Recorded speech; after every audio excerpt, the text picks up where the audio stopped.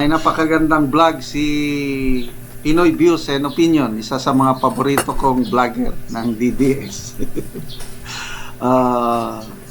Astig daw, maangas daw si Congressman Tulfo pagdating kay BP Sara, kailang iyakin siya pagdating kay Maharlika. So ano naman ang kinalaman ni Maharlika kay Congressman Erwin Tulfo? O ito, pakinggan natin itong vlog ni Pinoy Views and Opinion at magbigay tayo ng reaksyon. Kabanong panahon na sobrang angas nitong si Erwin Tulfo laban kay VP Inday Sara na anya mga kababayan, gabundok na daw ang ebidensya ng fund misuse ni VP Inday sa OVP at sa DepEd. Wala pong pakundangan sa akusasyon itong si Erwin Tulfo mga kababayan laban kay VP Sara. Gayong yung sinasabi niyang mounting evidence o gabundok na ebidensya, lahat naman gawa-gawa. Ngayon mga kababayan, nilabasan lang ng isang ebidensya ni Maharlika, yung di umano'y peking pasaporte at identity niya, ay iyakan agad. Itong tigasin natin na si Erwin Tulfo mga kababayan, pinaiyak ni Maharlika.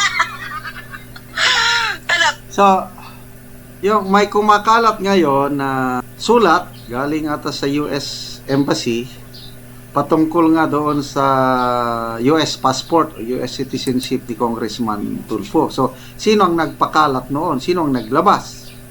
Ngayon ko lang narinig dito kay Pinoy Views and Opinion na si Maharlika. Totoo ba yun? Kung totoo, talagang astig itong si Maharlika. Marami siyang koneksyon kung totoo. At ituloy natin ang bakit halos maiyak-iyak si Congressman Tulfo sa pagsagot nitong issue na ito. Talaga mga kababayan, maluha-luha po si Erwin at umiyak. Nung nilabasan ng isang ebidensya ni Maharlika. Si Maharlika lang po pala ang katapat nito si Erwin mga kababayan. Tapos ang angas mga kababayan na magbitkak kay VP Sara ng fund misuse. Panoorin po ninyo ha. Ito po sinabi ni Erwin dati mga kababayan. Kaya tayo nagalit dito ha. Wala naman tayo sanang masamang tinapay dito kay Tulfo mga kababayan. Pero nung nakijoin na ito ni Tamba, naging hudas na rin mga kababayan.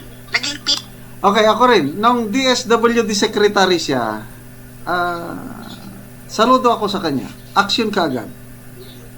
Gusto ko nga nung muna, tuloy-tuloy ang pagiging DSWD secretary niya. Ngayon, medyo nagbago.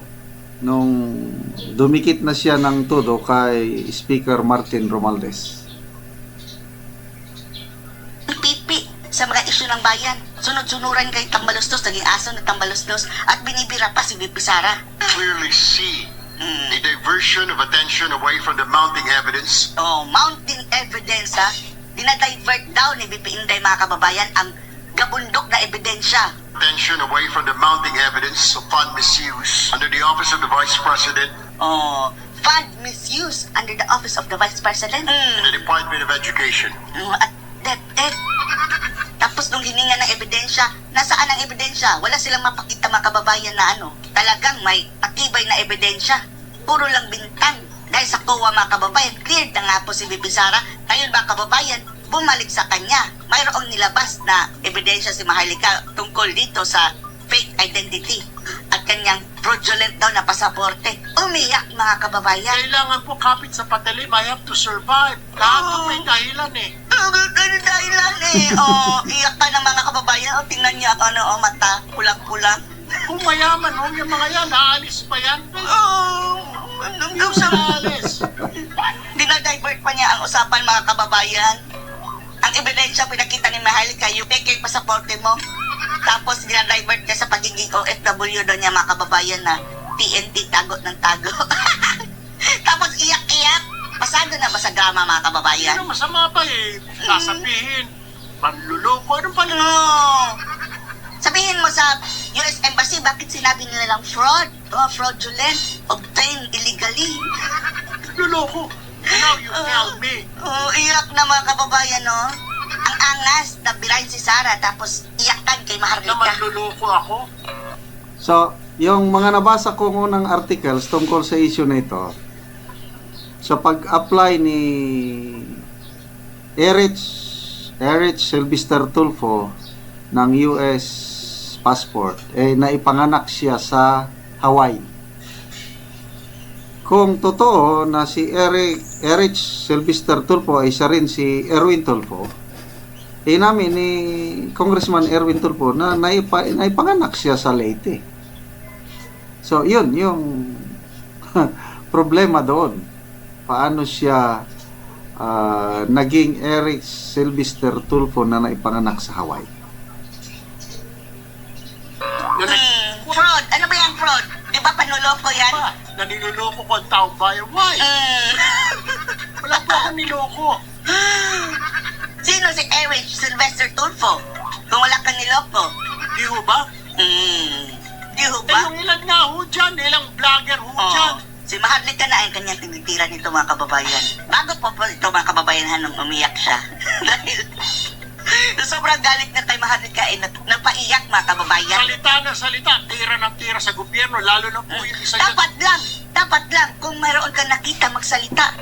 Dahil kung walang magsasalita, alam naman natin na yung mainstream media mga kababayan na sungal-ngalan na. Pasalamat na nga tayo dyan sa vlogger kay Maharlika dahil siya ang nag-i-expose mga kababayan ng katotohanan. Isipin na lang natin ha, yung mga sinasabi ni Maharlika, nagkakatotoo naman. Lalong-lalo na yung Okay, speaking of Maharlika, alam naman natin, diehard Marcos supporter nung panahon ng eleksyon ng 2022. Tapos biglang bumaliktad at nilabanan ng Marcos administration. Nung una, alanganin ako sa kanya. Bakit biglang nag-iba ang kanyang tono?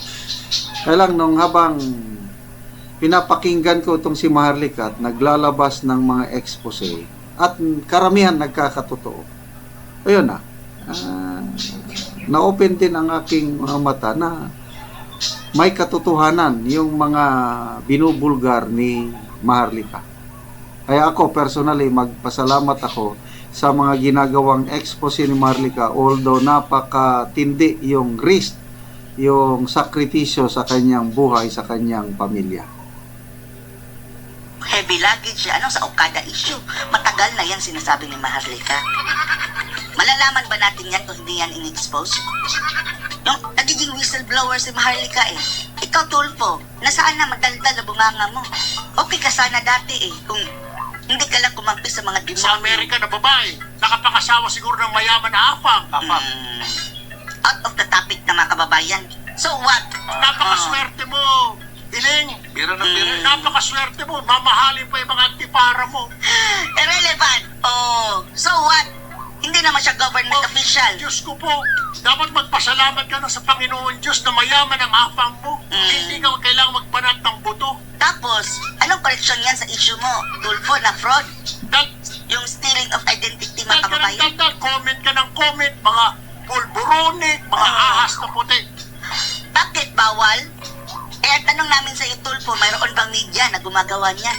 Wala, dahil takot lahat. Why don't you come home? Ano kasi ni swerte? Para magurdur si Maharlika. Paalisin niyo muna yan si Bangag. Uuwi yan si Maharlika, pero ewan na lang natin mga kababayan. Delikado pa rin. Sinakripisyo ni Maharlika na hindi na siya makakauwi ng Pilipinas. Hanggang buhay yan sinulang Bangag, mga kababayan. At sa dami ng kanyang in-expose mga kababayan, mukhang hindi na safe na umuwi si Maharlika sa Pilipinas. Anong gusto mo, Erwin? Magurgur yan si Maharlika? Kabilang ka na rin ba sa kanila? Tama. Why don't you come? Tama pa ito si Aljo Bindiho. Isa pa yung traitor mga kababayan. Duterte ko no, taga Mindanao ko no. Andun na. Andun na rin sa Help this country. Kung talagang may malasakit ka sa bayan mo, umuwi ka rito, No, para magurgur. Ay, naku. ibenta mo or i-donate mo yung kayamanan mo na Kung sino ka ba para magsabi sa kanya ng ganyan? Hindi yan tumatakbo si Maharlika. galing sa afang mo na Amerikano, ibigay mo sa mga mahihirap dito. Kasi Ikaw, palibasa mga kababayan at pinamigay-migay nito galing sa kanya mga sponsor. At the same time, kumikita din siya mga kababayan habang nagmimigay-migay dahil may video din. nagko-complain ka Ha? Bakit hindi ka umuwi dito? And then you do the... Ikaw, Tulfo, nag-complain ka. Hindi ka namin narinig na may birada ka sa current administration mga kababayan, di ba? The fight, you do the battle. Ay, hindi niya magawa yan. Takot yan sa Pilipinas pag gumawa na po. Nagasulsol din ito si Aljo Bindiho, no? Kahit sinong matapang, huy Aljo, kahit pa siguro si Andres Bonifacio, gamitin mo lang utak mo. Parang pumasok ka dyan sa hawla ng mga buhaya.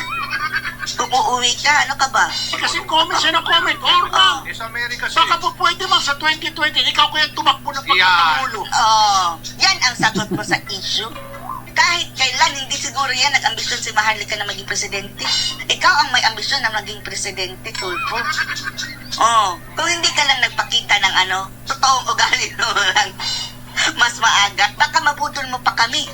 Ngayon pa man mga kababayan, marami pa rin ang nabubudol nitong mga Tulfo ha, dahil outside dito sa ating community, mga kababayan dito sa social media, sobrang dami pang mga Pilipino ang hindi pa namulat ang kanilang mga mata. Ikaw na lang kaya. You run as President po of the Republic. Okay. Tapos head to head kayo ni Maharlika. Balat sibuyas ka. Maharlika mga kababayan, iyakan na si Tulfo. Tapos